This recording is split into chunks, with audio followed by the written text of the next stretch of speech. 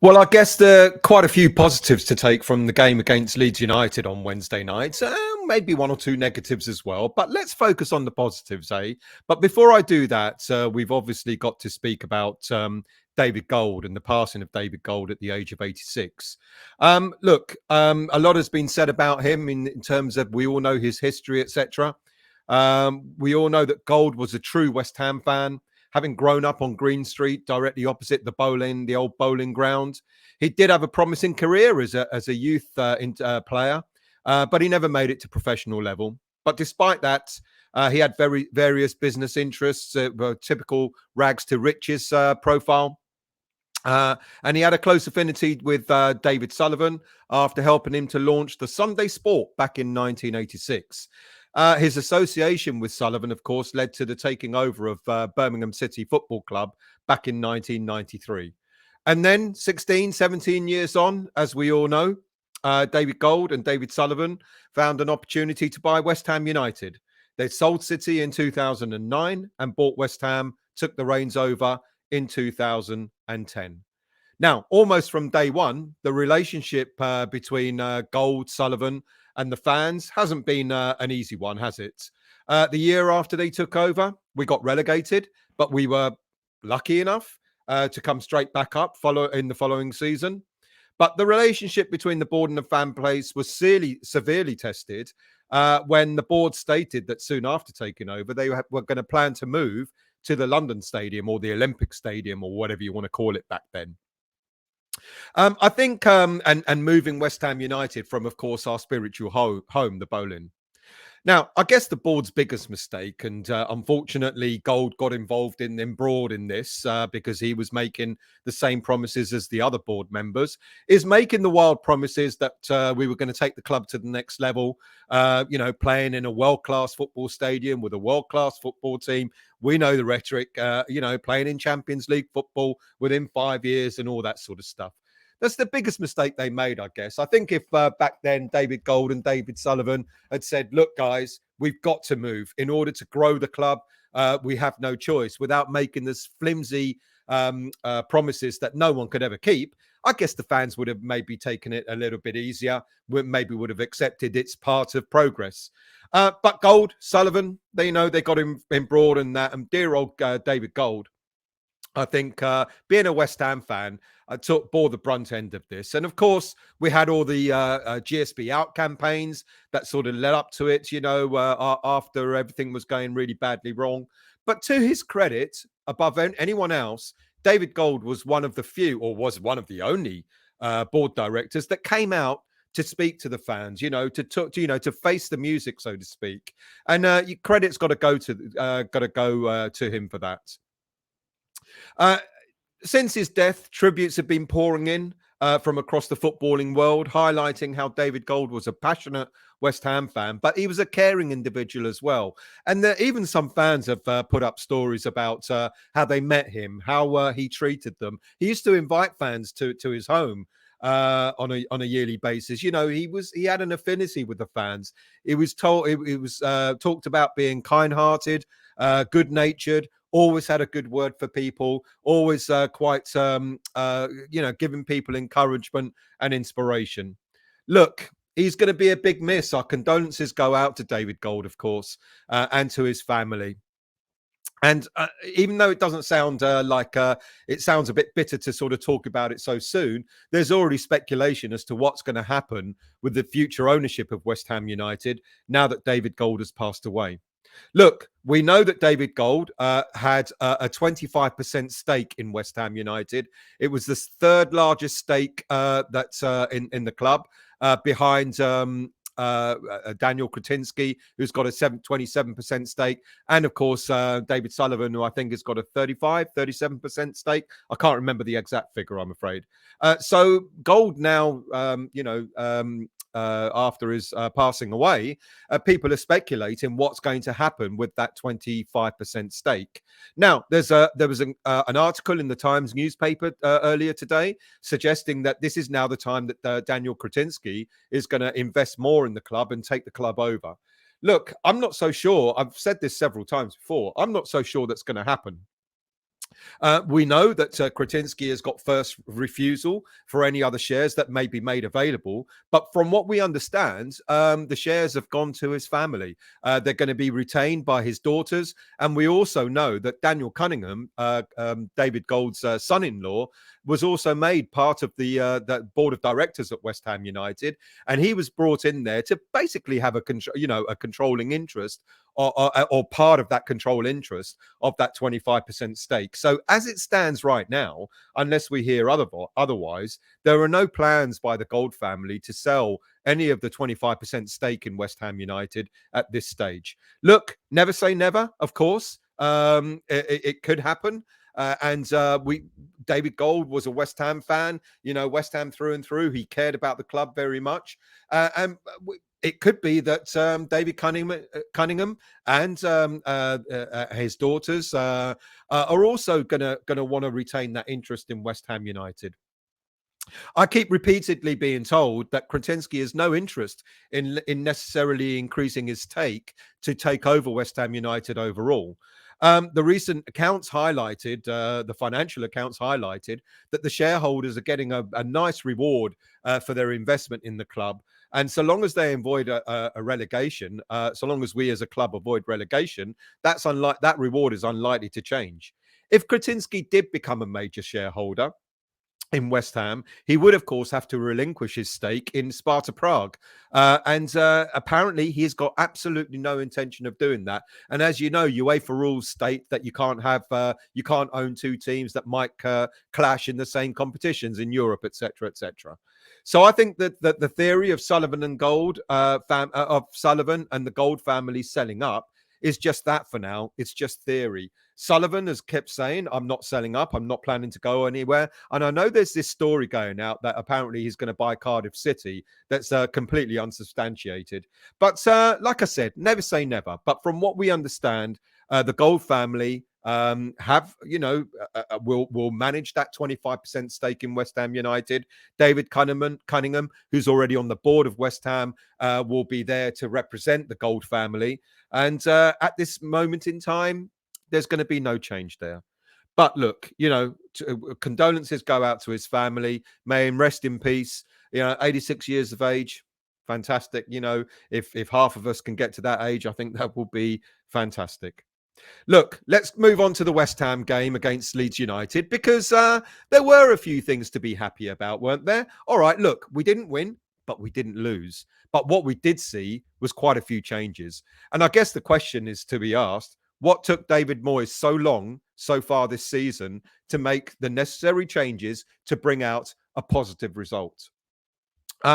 He made quite a number of changes, didn't he? He retained Paqueta in the deeper midfield role, and one can't complain that Paqueta, playing alongside Declan Rice, probably had his best game for West Ham United so far this season. I think he was quite, he seemed to find space. He seemed up for it. He seemed quite inspired, and it was good. And it was also good to actually see him be given the penalty to give him that little bit of inspiration as well.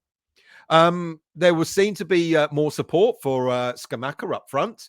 And I've been calling out for quite some time for the return of Pablo Fornals. And it was really good to see that he was back in the team. He adds a lot of energy to the team. Look, it was to the detriment of Benrahma, and that's not what I was advocating. I was actually kind of hoping that Benrahma and Fornals would be in the same team. And if anything, possibly drop Souček from the team. But Fornals, I think he's a lively character. Okay, he fluffed his lines a little bit in front of goal. He had a few chances, didn't he, to score a couple of times. But I think it was great that he was back. He just gives us something different. He gives us a bit of energy up front. And I think it was really, really good to see. Souček himself, interestingly, was given a bit more of a freer role, a bit more of an advanced role. And that did support Scamacca up front. And it looked like, Souček looked a little bit more dangerous. And I think, it wasn't his greatest performance. I'm not going to lie. I'm not going to start lauding him for having an absolutely fantastic performance. It wasn't great, but it was better. it was a better performance by Souček. I think the team performance has finally given me some hope that perhaps we can get ourselves out of this sticky situation that we're in. But as the saying goes, one swallow doesn't make a summer. We need to see this performance repeated again and again and again. Especially in the next couple of games in the league, where we play fellow strugglers, Wolves and Everton. Those 6 points, if we can get 6 points, and one's away to Wolves and one's at home to Everton, if we can get 6 points, I think that would be a fantastic. It would bode well, because the games after that are against Newcastle, Chelsea, and Spurs. Which aren't going to be easy. But no games are easy in the Premier League anymore, are they? The next thing that I wanted to cover was David Moyes. I was glad to see he made a few bold changes in the team. He dropped Cresswell, as we saw. I'm going to get to Kehrer in a minute, but he dropped Cresswell, as we saw. He wants to make a few changes. I think he needs to consider, he needs to continue to be bolder with his team selection going forward. And one of them, I've said it before, and I don't want to sort of bang on about it, but it's with dear old Lucas Fabianski. I love him. He's been a great servant to West Ham United, but is he a first-choice keeper? Look, I know people are going to say, what are you talking about? He made a fantastic save to keep us in it at 2-2 right at the death. But to be quite honest with you, I was asking myself, should he at least not save the first goal? The second goal at the very least. Fabianski's reach is not what it used to be. Just seems a little bit slower in getting into position, a little bit slower in diving for the ball, etc. And I think the second goal was could it be maybe he could have been better positioned for that. Am I doing him a disservice? You tell me, because I think there were other errors that came up that were allowed Leeds to score both goals. Look, both those goals, the build-up play was very good. But I think for me, the second goal for Fabianski, I think he could have been better positioned for it. But I think the other issue is that we miss Kurt Zouma. And as much as I was pleased to see Naifa Gerdu, I think had a pretty decent game in the game against Leeds. I think we can see that Kurt Zouma is going to be a much better partner for him, because for me, unfortunately, for some reason, Craig Dawson is just, I know he puts his his heart on the line, and he plays as best as he can. But both those goals, interestingly, for Leeds, they found space in our defence where Dawson should have been. The first goal, Dawson got dragged out. He got fooled by that reverse pass to allow Ngoto to get in and score their first goal. And then the second goal, again, he was out of position for that. And again, there was a big gap there that Dawson should have been defending. I don't just want to play, I think our defending has not been great all season. Excuse me. We've seen it. Cresswell being outdone at Brentford. Dawson as well. I think Fabianski's not been great in goal, etc., etc. I think the sooner we have Zouma back, the better. And I'm kind of hoping that if we don't see Zouma back for the game against Brentford in the FA Cup, then he'll be back for the game against Wolves next week. I think Zouma alongside a Gerd is going to be a much, much stronger central defence, to be quite honest with you. Last week, we saw Ogbonna and Cresswell on the left-sided defence being punished against Leeds as much as he puts in as valiant a performance as he tries. Dawson is just not at his best throughout 90 minutes anymore. Right. The next thing, of course, is I think we need to dip into the transfer market. And I'm going to talk about Kehrer. I know you're going to say, well, what about Kehrer in defence? I'm coming to that. I think what we've got to do in this January transfer window is for Moyes not to make the same mistake as he did in the last January transfer window. I remember what he said last January. He said, it's difficult to do business in the January window. There isn't anyone I really need. We don't need any other players, etc., etc. I hope he doesn't make the same mistake again, because I think we do, without a shadow of a doubt, need a couple of players. And we need them in two particular areas, in my mind. And the first, of course, is at left back. He was right to drop Cresswell for this game against Leeds, but then he made the odd decision about putting Kehrer as a left back, and I felt sorry for Kehrer. Kehrer had a poor poor game. Let's not beat about the bush. He was awful in the left back. I don't think he was that much better when he moved over to replace Soufal at right back when Soufal went off injured. But I think by then his confidence was shot to pieces. It was one of, it almost cost us the game. And when I think about that, he's got Creswell, Moyes, and he's got Emerson, who he brought in the summer. And if he basically doesn't trust them to play in the left back role, and he's had to resort to using Kehrer there, I said maybe Johnson should come back. Johnson has done pretty well as a left back, but if he's not even using Johnson as well, then the obvious answer in the January transfer window is get someone in. That clearly Creswell is no longer again, another stalwart player for West Ham United. He's done well over the years, but just like Fabianski, it's all catching up with him. And if Creswell is not going to be favoured as a left back anymore, then surely we must look at the transfer window and look at getting somebody in. I think, there are some shrewd investments that can be made in the January transfer window. It doesn't have to be a purchase. We can go out and look for a loan deal. But if we get a solid left back in, get Zuma back alongside a Gerd, then we might start looking at being a bit more solid in defence and maybe start keeping a few clean sheets. There are a few left backs who we can go for who are out of contract at the end of this season. We can be brave. We can go for 27-year-old Algerian Rami Bensembaini, who plays for Borussia Mönchengladbach. He's currently out of contract at the end of this season. Maybe we can go for him. We can go for a player that we've been linked to before, Alejandro Grimaldo, the Spanish left back who plays for Benfica. We've been linked to him in the past. These two players, Bensembaini and Grimaldo, are worth around 15 to 17 million pounds each. Surely that's not beyond our reach to go for players like that. We can go younger. We can go for players that are a little bit younger, who've got about 18 months left on their contracts.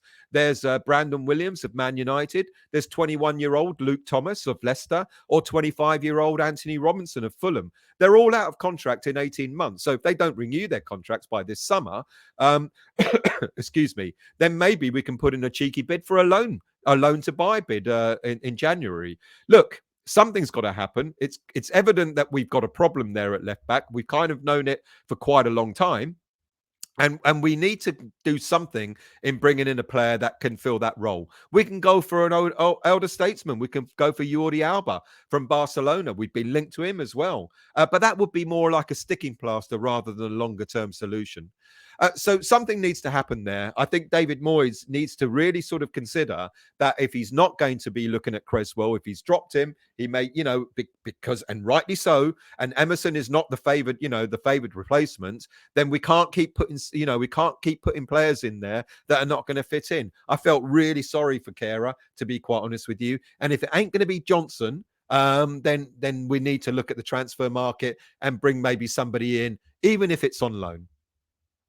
And then the other area that I think we need just that little bit of improvement on, or an addition to, is the striker role. I keep saying, we Scamacca, it was great to see him score a goal. I think that will boost his confidence, etc. But, Scamacca, I understand why Scamacca was taken off with around 25 minutes to go for Mikel Antonio, basically to create havoc against the Leeds defence, a tired defence, etc.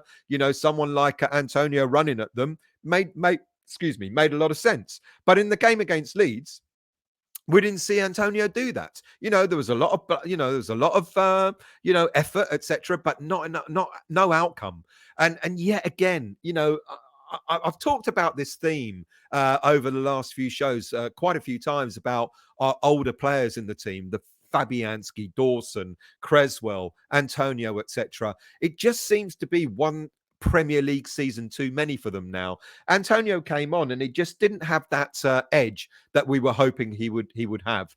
And for me, we need something else up front. Now, we could go for the likes of Divine and Barmer, our young player from the academy. It's quite possible. He may be the sort of player that if he's given a chance, a little more than 3 minutes, 10, 15 minutes in a game, he'll have that energy to sort of run around, try to get on the end of chances, etc. And it's quite possible that he could offer us something different. I'm actually hoping that we see Mbama in the cup game against Brentford at the weekend. And if need be, then go into the transfer market if it isn't going to be Mbama and get somebody else in. Danny Ings, for example. Apparently, Everton have made an attempt to sign the player on loan, but that's been turned down. Now, Ings, of course, he's played he's played for Aston Villa over the last few games. He scored the goal in the 1-1 draw against Wolves the other day, and just before the World Cup. He scored the 2 goals that beat Brighton the last game before the World Cup. So he's important to Aston Villa, but under Unai Emery, he's not getting as much game time as I think he would like to have. Could it be that maybe we can make a cheeky loan bid for Danny Ings? He's 30 years of age. He's a tried and tested striker. He's scored something like 115 senior goals in 335 games, roughly 1 in every 3. This season alone, he's scored 7 goals in 19 appearances, of which 6 are in the Premier League. And maybe we could see if we could twist Aston Villa's arm and take him on loan with maybe an option to buy. Look, he's 30 years of age. He has had a history of injuries, etc. But quite possibly, if we offer something, maybe it might be a carrot for Ings. He might relish coming to the likes of West Ham. And again, he's a sort of goal poacher that I think we need. We've got Scamacca. I think this will give him confidence in the goal that he scored. Antonio, for me, is just not doing it, unfortunately. So we need an alternative. And Ings could be a fantastic alternative. And, we keep talking about playing two strikers up front. Why not Ings alongside Scamacca? They're different players, but they will complement each other. And I think that might be a loan inquiry, certainly worth looking at. Look, thank you very much for watching. Another short show for you. I'll be back again soon. If you're new to the channel, please hit the like and subscribe button and the bell notification to let you know when I'm next on. I hope you enjoyed the show, and I'll see you all very soon.